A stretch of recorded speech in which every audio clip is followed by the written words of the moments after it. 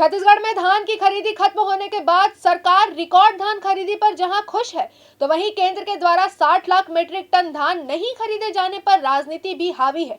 वहीं प्रदेश में प्रमुख विपक्षी दल भाजपा ने धान खरीदी को लेकर भूपेश सरकार को कटघरे में खड़ा कर दिया है।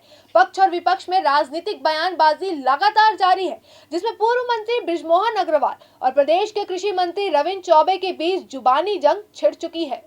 छत्तीसगढ़ में धान खरीदी को लेकर सियासत जारी है। राज्य सरकार ने पहली बार 92 लाख मीट्रिक टन धान खरीदकर रिकॉर्ड दर्ज करवाया है, जिसको लेकर सियासत हो रही है।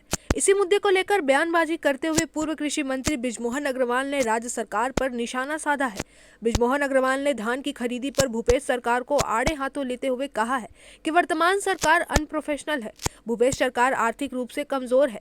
सरकार के गलत फैसले से किसानों को अब नुकसान उठाना पड़ेगा। उन्होंने कहा कि बड़ा सवाल तो ये है कि 22 रुपए में धान कौन खरीदेगा। सरकार के बड़े बड़े वादे के बाद अब हाल ये है कि सरकार को धान की नीलामी की सूझ रही है। साथ ही उन्होंने कहा कि किसानों को दलहन तिलहन बुआई करने के लिए सरकार प्रोत्साहन करना चाहिए। जब बाजार में 14 रुपए 15 रुपए किलो में धान बिक रहा है तो 22 रुपए किलो में कौन खरीदेगा?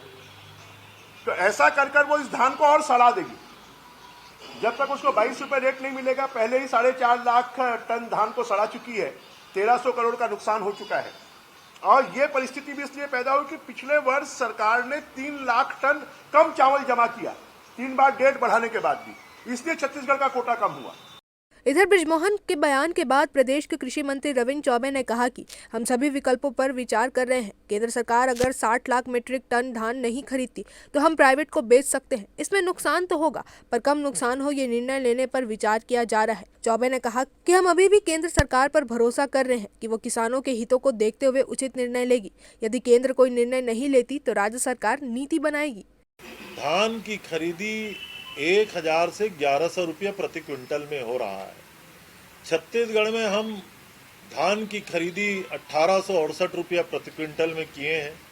हमारा राजीव गांधी किसान न्याय योजना के अंतर्गत लगभग 685 रुपया प्रति क्विंटल के हिसाब से प्रति एकड़ में लगभग 10,000 रुपया पड़ता है, हम किसानों को दे रहे हैं। इसका मतलब लगभग 2500 रुपया पड़ता है।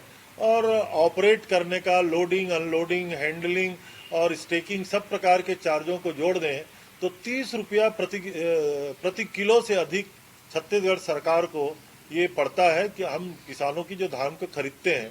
अब बाजार हिंदुस्तान का 10 रुपया और 11 रुपया है।